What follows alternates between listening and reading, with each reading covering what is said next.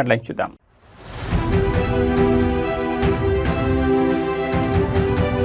పుట్టపర్తిలో రాష్ట్రపతి ద్రౌపది ముర్ము సత్యసాయి శత జయంతి ఉత్సవాల్లో పాల్గొన్న రాష్ట్రపతి.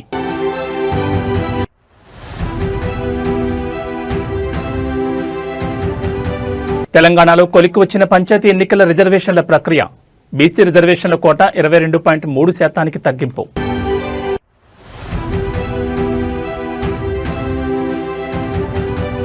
సత్యసాయిబాబా స్ఫూర్తితో గిరిజన మహిళల సంక్షేమం. సత్యసాయిబాబా శత జయంతి ఉత్సవాల్లో CM Chandrababu.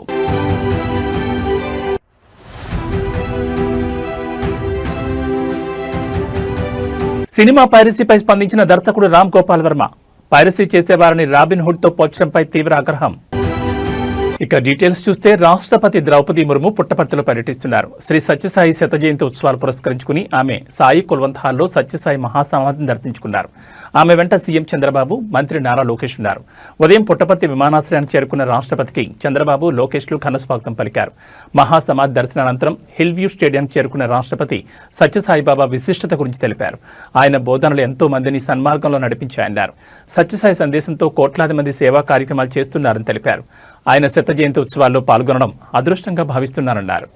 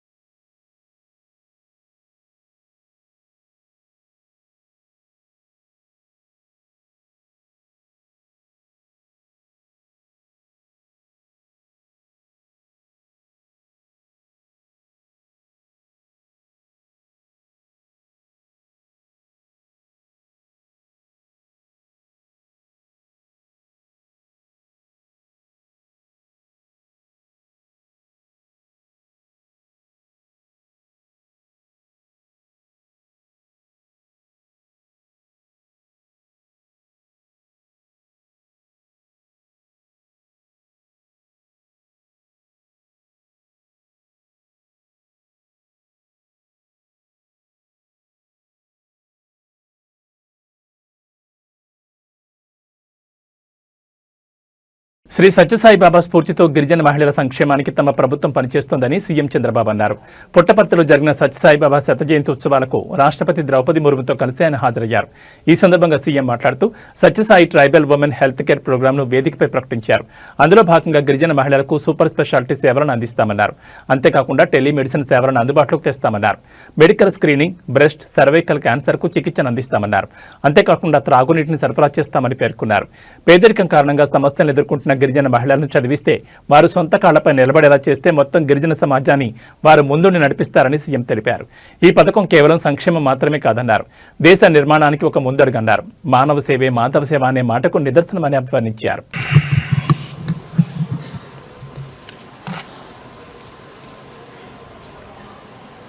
Sairam. Honourable president of India Shrimati Droupadi Murmu garu, honourable Ratnakar garu, Sathya Sai Seva trust managing trustee, Shri Lokesh garu, minister for IT and human resource development, all India president Sathya Sai Seva organisation Nimish Pandey గారు, respected sisters, brothers and devotees from India and across the world. It is a matter of deep joy and blessing to stand in the Punya Bhumi of Bhagavan Sri Sathya Sai Baba.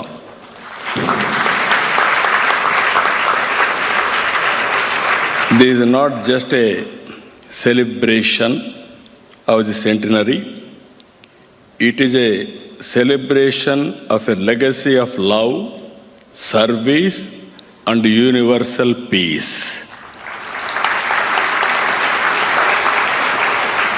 Rashtrapati ji, your own life journey from a humble background to the highest office in our republic is an inspiration for all of us.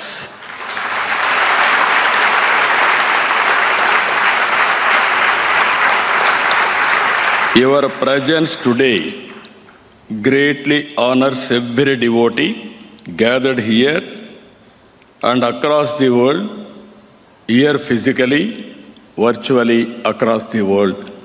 That is the greatest contribution from your side for global peace. I really respect your honor.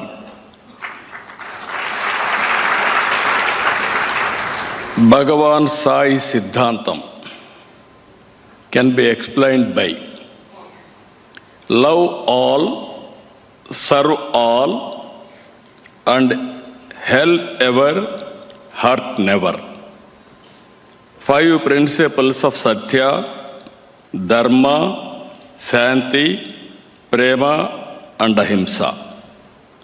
If every individual, every institution, and every nation lives by these principles, then world peace will become a reality. That is the biggest Siddhantam and legacy given to us. I have worked closely with Babaji on many occasions. Some of you are remember today. He used to call all of us Bangaru. That is the popular name he used to call. That is the affection he used to show on us. So many occasions I was very fortunate to have discussions with him about service activities. He has taken up major drinking water projects across Telangana, Andhra, and Tamil Nadu. Such was his resolve to get a drinking water to Anantapuram, Mahabubnagar, and other drought-prone areas. Even he was ready to mortgage his own ashramam, Prashant Nilayam. Once devotees heard of his intention, they came forward in large numbers with donations, and the project became a reality. That is the grace of Satya Sai Baba. Though the Satya Sai through the Satya Sai Central Trust and the allied institutions, Bhagavan created a unique model of service. తెలంగాణలో స్థానిక సంస్థల ఎన్నికల నిర్వహణకు ప్రభుత్వం వేగంగా అడుగులు వేస్తోంది. ఈ క్రమంలో సర్పంచ్, వార్డు సభ్యుల పదవులకు సంబంధించిన రిజర్వేషన్ల ఖరారు ప్రక్రియ తుది దశకు చేరుకుంది. అయితే ఈ కసరత్తులో బీసీ రిజర్వేషన్ల కోటాలో భారీగా కోత విధించడం కీలక పరిణామంగా మారింది. జిల్లాల వారీగా ఎస్సీ, ఎస్టీ, బీసీ వర్గాలకు స్థానాల కేటాయింపు ప్రక్రియ శుక్రవారంతో ముగిసింది. 2011 జనాభా లెక్కల ప్రకారం ఎస్సీ, ఎస్టీలకు 2024లో నిర్వహించిన కులగణన సర్వే ఆధారంగా బీసీలకు రిజర్వేషన్లు కేటాయించారు. రొటేషన్ పద్ధతిని పాటిస్తూ 2019 ఎన్నికల జాబితాను పరిశీలించి తాజా కేటాయింపులు చేశారు. ఈసారి రిజర్వేషన్ల ఖరారులో బీసీ కోటాలో ప్రభుత్వం కీలక మార్పు చేసింది. గతంలో ప్రాథమికంగా 42% ప్రతిపాదించిన బీసీ రిజర్వేషన్లను తాజాగా 22.3% పరిమితం చేశారు. దీనివల్ల తగ్గిన 19.7% స్థానాలను జనరల్ కేటగిరీకి మార్చారు. ఈ రోజు మహిళా రిజర్వ్డ్ స్థానాలను కూడా ఖరారు చేసి జిల్లా స్థాయి జాబితాలను పంచాయతీరాజ్ శాఖ కార్యాలయానికి పంపనున్నారు. రిజర్వేషన్ల ప్రక్రియ పూర్తయినప్పటికీ తుది జాబితాను ప్రభుత్వం వెంటనే విడుదల చేయడం లేదు. గ్రామ పంచాయతీ ఎన్నికలపై ఈ నెల 24న హైకోర్టు తీర్పు వెలువడనుంది. ఆ మరుసటి రోజు అంటే 25న జరిగే రాష్ట్ర మంత్రిమండలి సమావేశంలో ఈ తీర్పుపై చర్చించి తుది నిర్ణయం తీసుకుంటారు. కేబినెట్ ఆమోదం తర్వాతే అధికారికంగా జాబితాను ప్రకటించే అవకాశం ఉంది. ఈ పరిణామాలతో సర్పంచ్, వార్డు సభ్యుల పదవుల ఆశాబాహులు హైకోర్టు తీర్పు, కేబినెట్ నిర్ణయం కోసం ఉత్కంఠకు ఎదురు చూస్తున్నారు. ప్రభుత్వ వర్గాల సమాచారం ప్రకారం డిసెంబర్ తొలి వారంలోగా ఎన్నికల నోటిఫికేషన్ విడుదలయ్యే అవకాశం ఉన్నట్టు తెలుస్తోంది.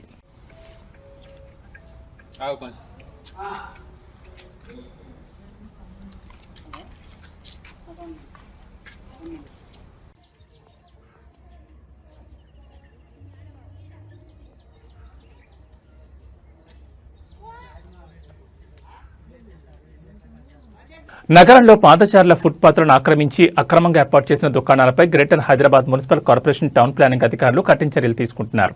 ఇందులో భాగంగా రాజేంద్ర నగర్లోని అత్యంత రద్దీగా ఉండే అరంఘా చౌరస్తా వద్ద కూల్చివేతల ప్రక్రియ చేపట్టారు. అరంఘా చౌరస్తా చుట్టూ ఫుట్పాత్లపై అక్రమంగా గుడిసెలు, తాత్కాలిక దుకాణాలు ఏర్పాటు చేసి వ్యాపారాలు చేస్తున్న వీధి వ్యాపారుల దుకాణాలను జీహెచ్ఎంసీ అధికారులు కూల్చివేశారు. ప్రధానంగా రోడ్డుకు అడ్డంగా పాదచారుల రాకపోకలకు ఆటంకంగా ఉన్న ఈ ఆక్రమణలను తొలగించడం ద్వారా ట్రాఫిక్ సమస్యలను తగ్గించాలని, పాదచారులకు సురక్షితమైన నడక మార్గాన్ని అందుబాటులోకి తేవాలని అధికారులు ఈ డ్రైవ్ నిర్వహించారు. ఈ కూల్చివేతల సమయంలో ఎటువంటి అవాంఛనీయ ఘటనలు జరగకుండా ఘటనా స్థలంలో భారీ పోలీస్ బందోబస్తు ఏర్పాటు చేశారు. టౌన్ ప్లానింగ్ అధికారులు స్థానిక పోలీసుల సహకారంతో కూల్చివేతలను పూర్తి చేశారు. ఫుట్పాత్ల ఆక్రమణలపై జీహెచ్ఎంసీ తరచుగా తీసుకుంటున్న ఈ చర్యల వలన ఒకవైపు పాదచారులకు ఉపశమనం లభిస్తుండగా మరోవైపు చిన్న వ్యాపారులకు జీవనాధారం కోల్పోతున్నామని ఆవేదన వ్యక్తం చేస్తున్నారు.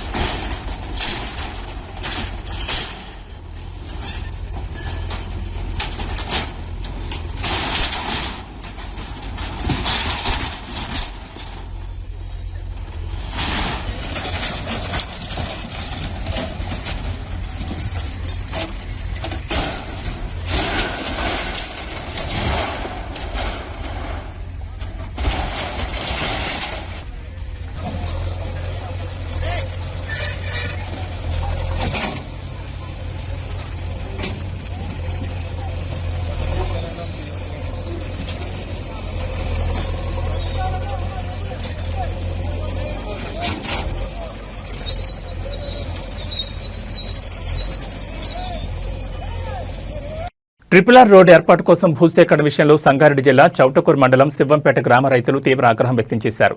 ఎకరాకు కేవలం 16 లక్షల పరిహారం చెల్లించడానికి అధికారులు నోటీసులు ఇవ్వడానికి రాగా రైతులు వారిని గ్రామ పంచాయతీ కార్యాలయంలో బంధించారు.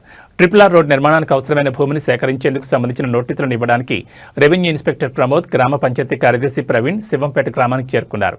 భూమికి ఎకరాకు 16 లక్షల పరిహారం చెల్లించడానికి నోటీసులు అందజేస్తున్నట్లు అధికారులు రైతులకు తెలియచేయగానే రైతులు తీవ్ర ఆగ్రహం వ్యక్తం చేశారు. ప్రస్తుతం తమ భూమి విలువ ఎకరాకు ₹1 కోటి పైగా పలుకుతుంటే ప్రభుత్వం కేవలం 16 లక్షలు మాత్రమే ఇస్తామంటే ఎలా ఒప్పుకుంటామని రైతులు ప్రశ్నించారు.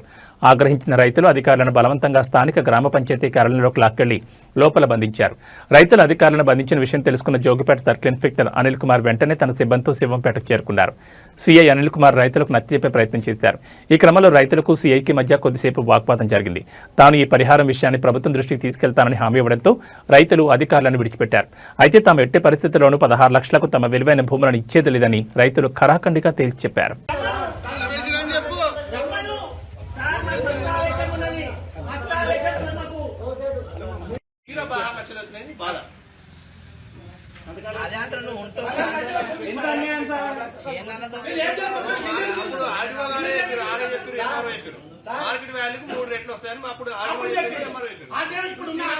సినిమా విడుదలైన తొలి రోజుల్లో రేట్ల అమాంతం పెంచితేనే పరిస్థితి పెరుగుతుందనేది చాలా మంది నెటిజన్ల వాదన. అంటే ఖర్చు పెరిగి చూడలేని వారే అక్రమ మార్గాలను ఆశ్రయిస్తున్నారని వారి ఉద్దేశం. కానీ ఈ వాదన నిర్మాతలు ఎంతమాత్రం అంగీకరించడం లేదు. ముఖ్యంగా ప్రముఖ నిర్మాత బన్నీవాస్ ఈ విషయంలో చేసిన కామెంట్లు ప్రస్తుతం సినీ వర్గాల్లో తీవ్ర చర్చకు దారితీశాయి. బన్నీవాస్ నెటిజన్ల అభిప్రాయాన్ని సూటిగా ప్రశ్నించారు. ఆయన లేవనెత్తిన కీలక ప్రశ్న ఇదే. ఎన్నో సినిమాలు విడుదలైతే అందులో కొన్ని సినిమాలకు మాత్రమే టికెట్ ధరలు పెరుగుతున్నాయి. కానీ అన్ని సినిమాలకు పైరసీ అవుతుంది కదా. టికెట్ రేట్లు పెంచడం అనేది పెద్ద హీరోల సినిమాలకు పెద్ద పండుగల సమయంలోనే జరుగుతుంది. కానీ చిన్న బడ్జెట్ సినిమాలు, రేట్లు పెంచిన సినిమాలకు కూడా పైరసీ నిత్యం జరుగుతూనే ఉందని, రేట్లు పెరగడం అనేది పైరసీకి ప్రధాన కారణం కాదని, పైరసీ అనేది ఒక చట్టవిరుద్ధమైన చర్య, అది టికెట్ ధరతో సంబంధం లేకుండా ఉచితంగా సినిమా చూసే మానసిక వైఖరిపై ఆధారపడి ఉందనేది ఆయన అభిప్రాయం. రేట్లు పెంచేశారు అందుకని చెప్పి పైరసీ జరుగుతుంది, అందుకని ఆ పైరసీ చూడటం తప్పు కాదు అనే ఒక చిన్న యాటిట్యూడ్ అయితే ఇన్స్టాగ్రామ్లో వెళ్తుంది. ఓకే, ఎన్ని సినిమాలకి రేట్లు ఎక్కువ ఉన్నాయి, ఎన్ని సినిమాలకు రేట్లు తక్కువ ఉన్నాయి? అంటే ఒక 100 సినిమాలు రిలీజ్ అయితే రేట్లు బాగా ఎక్కువ ఉండే సినిమాలు మహోత 10-15 ఉంటాయి, ఒక 20-25 ఉంటాయి. బట్ ఆ 25 సినిమాలే పైరసీ అవుతున్నాయా? ఆ 25 సినిమాలే పైరసీ అయ్యి ఆ 25 సినిమాలనే చూస్తున్నారా? లేదు కదా. మొత్తం అన్ని సినిమాలు, చిన్న సినిమా అవ్వచ్చు, పెద్ద సినిమా అవ్వచ్చు, 100 రూపాయల టికెట్ ఉన్న సినిమా అవ్వచ్చు, 150 రూపాయల టికెట్ సినిమా అవ్వచ్చు, అన్ని సినిమాలని కూడా చూసేస్తున్నారు కదా. హైదరాబాద్ నగరంలో ఎలక్ట్రిక్ వాహనాలకు ఛార్జింగ్ పెట్టుకునేందుకు ఏర్పాటు చేసిన జీహెచ్ఎంసీ ఛార్జింగ్ పాయింట్ల వద్ద ఛార్జర్ల చోరీ సంఘటనలు వాహనదారులను ఆందోళనకు గురిచేస్తున్నాయి. తన ఎలక్ట్రిక్ కారులో ఛార్జింగ్ అయిపోవడంతో నగరంలోని ఒక జీహెచ్ఎంసీ ఛార్జింగ్ పాయింట్ వద్దకు వెళ్లిన ఒక కారు యజమాని అక్కడ పరిస్థితిని చూసి దిగ్భ్రాంతి చెందారు. ఛార్జింగ్ స్టేషన్ వద్ద ఉండాల్సిన ప్రధాన ఛార్జింగ్ కేబుల్స్ మరియు కనెక్టర్లను గుర్తు తెలియని దుండగులు కట్ చేసి దొంగలించి ఎత్తుకెళ్లినట్లు సదరు యజమాని గమనించారు. అదే తరహాలో నగరంలో ఉన్న పలు ఛార్జింగ్ పాయింట్ల వద్ద కూడా ఛార్జర్లు మాయమైనట్లు ఆయన గుర్తించారు. ఈ దొంగతనం కారణంగా అత్యవసర సమయంలో ఛార్జింగ్ పెట్టుకునేందుకు వచ్చిన ఈవీ వినియోగదారులు తీవ్ర ఇబ్బందులు పడుతున్నారు. వాహనదారులు జీహెచ్ఎంసీ అధికారులకు ప్రత్యేకంగా విజ్ఞప్తి చేస్తూ తక్షణమే ఈ ఛార్జింగ్ కేంద్రాల వద్ద సీసీ కెమెరాలు ఏర్పాటు చేయాలని కోరుతున్నారు. ఇలా చేయడం వల్ల దొంగతనాలు అరికట్టొచ్చని మరియు ప్రజాధనం, ప్రభుత్వ ఆస్తులు వృధా కాకుండా కాపాడొచ్చని వారు అంటున్నారు. హైదరాబాద్ లో ఎంత దారుణంగా ఉందన్నట్టు తెలుస్తుంది. కార్లో ఛార్జింగ్ లేదు, ఈవీ ఛార్జింగ్ పెడదామని. ఇక ఛార్జింగ్ స్టేషన్కి వస్తే జిహెచ్ఎంసీ స్టేట్ కార్బన్ ఎమిషన్ ఉంది కదా, ఏమో ఛార్జర్ కట్ చేసుకొని తీసుకుపోయారా.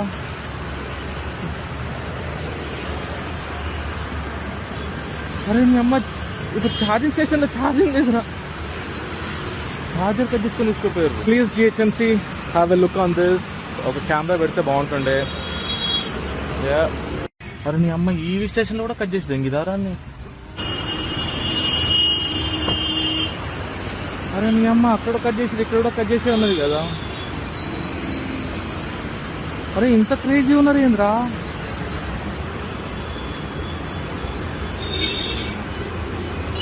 మీ అమ్మ, దీన్ని కూడా వదలకుండా కట్ చేసుకొని. Come on GHMC, have a look. 7 రోజుల పసికందను కేవలం 6 లక్షల రూపాయలకు విక్రయించిన ఘటన రాష్ట్ర వ్యాప్తంగా కలకలం సృష్టిస్తోంది. హైదరాబాద్ నగరానికి చెందిన ఓ యువతి ప్రేమించిన వ్యక్తి మోసం చేయడంతో నిస్సహాయ స్థితిలో బిడ్డకు జన్మనిచ్చింది. పోషించే స్తోమత లేక చివరికి ఆ పసికందను విక్రయించాలని నిర్ణయించుకుంది. ఈ చట్ట విరుద్ధమైన బేరం కరీంనగర్ జిల్లాలోని కన్నేరువరం మండలం చాకలివానిపాలి గ్రామం వరకు పాకింది. అక్కడకు చెందిన బామండ్ల రాయమల్లు, లతా దంపతులకు ఆ పసికందను 6 లక్షలకు అప్పగించింది. అయితే ఈ మొత్తం వ్యవహారంలో పాలు పంచుకున్న వారి సంఖ్య విస్తుగొలుపుతోంది. తల్లి కొనుగోలుదారులే కాకుండా ఏకంగా 12 మంది మధ్యవర్తులు ఈ అక్రమ రవాణాలో కీలక పాత్ర పోషించారు. అదృష్టవశాత్తు బాలల పరిరక్షణ కమిటీ ఈ విక్రయం గురించి సమాచారం అందడంతో పోలీసులు వెంటనే రంగంలో దిగారు. ఆ 7 రోజుల పసికందను సురక్షితంగా రక్షించి సంరక్షణ కోసం మాతా శిశు కేంద్రానికి తరలించారు. ఈ ఘటనకు సంబంధించి శిశువు తల్లి, కొనుగోలుదారులు మరియు 12 మంది మధ్యవర్తులతో సహా మొత్తం 15 మంది పైన పోలీసులు కేసు నమోదు చేశారు. ఈ చర్య బాలల అక్రమ రవాణా నెట్వర్క్ పై పోలీసులు ఎంత కఠినంగా వ్యవహరిస్తున్నారో తెలియజేస్తోంది.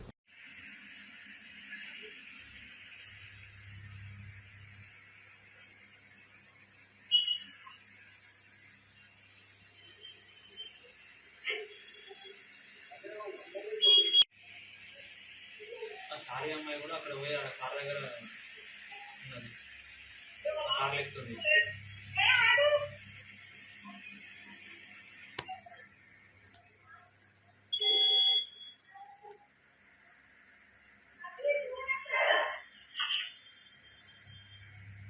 పెద్దపల్లి జిల్లా బోదెల మండలం కుంపుల గ్రామం వద్ద మానేరు వాగుపై ఉన్న చెక్ డ్యామ్ను దుండగులు కూల్చివేశారు. దీంతో పెద్ద మొత్తంలో నీరు దిగువకు వెళుతోంది. శుక్రవారం రాత్రి దుండగులు చెక్ డ్యామ్ను కూల్చివేసినట్లు అధికారులు భావిస్తున్నారు.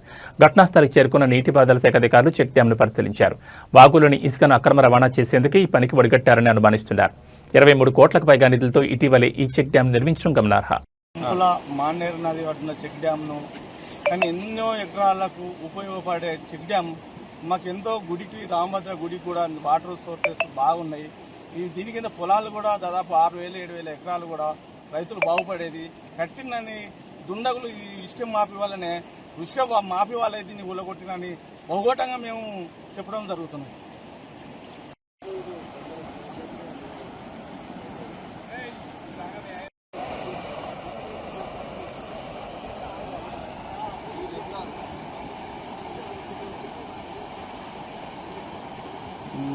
వివాదాస్పద దర్శకుడు రామ్ గోపాల్ వర్మ మరోసారి తనదైన శైలిలో స్పందించారు. సినీ పరిశ్రమను పట్టిపీడిస్తున్న పైరసీ సమస్యపై ఆయన సోషల్ మీడియా వేదిక ఘాటు వ్యాఖ్యలు చేశారు.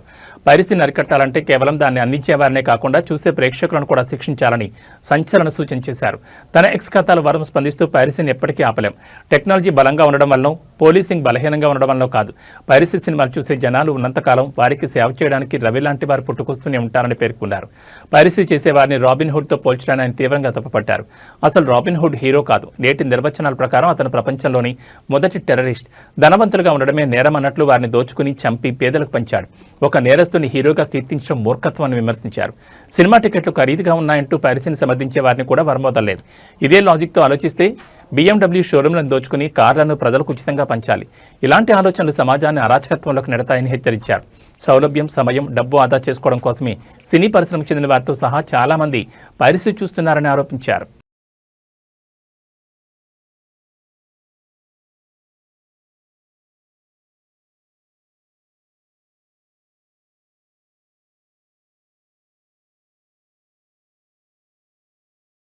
ఆర్భాటాలు, అట్టహాసాలకు దూరంగా ఇద్దరు యువ IAS అధికారులు ఎంతో నిరాడంబరంగా వివాహం చేసుకుని ఆదర్శంగా నిలిచారు.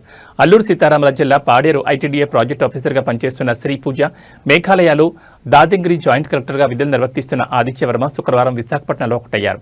విశాఖలోని కైలాసగిరిపై ఉన్న శివాలయంలో ఇరువురు దండలు మార్చుకుని వివాహ బంధంలోకి అడుగుపెట్టారు. ఈ కార్యక్రమానికి కేవలం ఇరు కుటుంబ సభ్యులు మాత్రమే హాజరై నూతన వధువులను ఆశీర్వదించారు. అనంతరం వీళ్ళిద్దరూ నేరుగా వన్ టౌన్లోని జాయింట్ సబ్ రిజిస్టర్ కార్యాలయానికి వెళ్లి సంతకాలు చేసి తమ వివాహాన్ని చట్టబద్ధంగా నమోదు చేసుకున్నారు. విశాఖపట్నం DIG బాలకృష్ణ దగ్గరుండి ఈ వివాహ నమోదు ప్రక్రియను పర్యవేక్షించారు.